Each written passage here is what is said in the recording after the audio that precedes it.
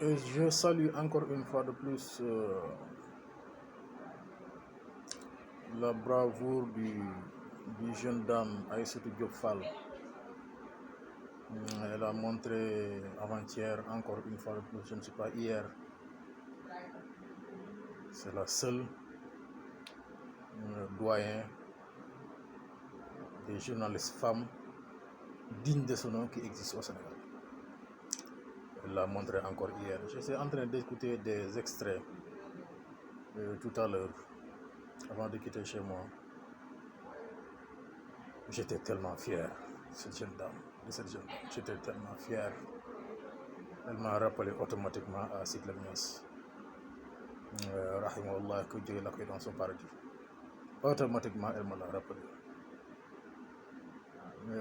De l'autre côté, je me sentais un peu triste. Ku xamoon Walf, temps de Sidy Lamine, le Walf d'aujourd'hui. Xam ne Walf n'existe plus.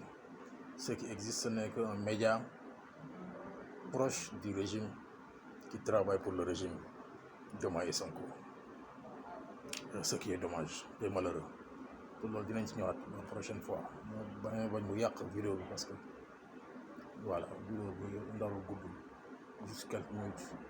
Dinañ ci waxaat, dañ ko gën a yaatal ci côté boobu noonu.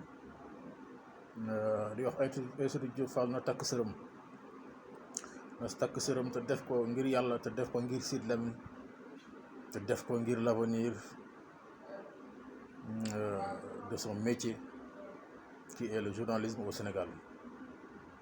Que le journalisme au Sénégal doit exister et ça doit continuer à exister. Et d'être libre. C'est la seule institut qui peut sauver notre justice. Un journal libre. Et ça, maa ngi lay dénk Aïssatou Diop Fall, takkal sa sër, solo say dàll, te na la jaral lu ne ngir yow ak ses confrères yi nga ko seqal là où je vous parle, ak les futurs journalistes au Sénégal ou partout dans le monde, plus précisément dans notre continent. Faites-le pour ton pays, faites-le pour tes enfants et pour tes petits-enfants, faites-le pour tes futurs remplaçants sénégalaises ou sénégalais. Fier nañ ci yow, naw nañ la ci sa taxawaay, te bul am dara lay ragal, bul am dara lay tiit. Bi la waa ji di menacé démb naan lii moo tax am na ñoo xam ne bu ñu leen dóoree bal sax ñee nañ ci des kontaan parce que il n'avait rien à dire. Il avait devant lui une jeune dame brave comme toi, avec ses arguments défendables, et lui il n'avait pas l'argument qui peuvent défendre. Donc qu'est-ce qu'il avait?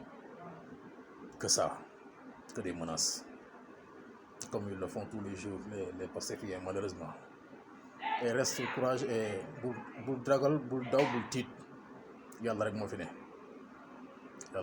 L'essentiel, ce métier déontologie mi nga xamante ni moom da leen exiger, nañ ci rester te bu ko wàcc, tout simplement. Rester libre. Incha allah rabbi bu moo ko yàlla may chance boobu, ma am chance ñëw fa, dinaa jaar barab ziar si leen, ziar xale yi, nuyu leen. Incha allah rabbi nous ferons des débats qui peuvent servir quelque chose pour le pays et pour la jeunesse et pour nos petits-enfants de demain. Incha allah rabbi ñu la ñaan, bul daw, bul xaddi, góorgóorlul, takkal sa sër, sol say dàll. La presse au Sénégal est en danger.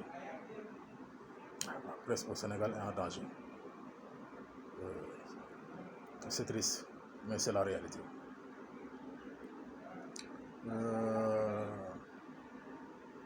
Ce qui s'est passé hier sur le plateau, le gars normalement aujourd'hui devrait recevoir une plainte plutôt, ou bien dañ ko waroon a jëli fa mu nekk, parce que il t'a menacé direct à la télé, et ça c'est inacceptable.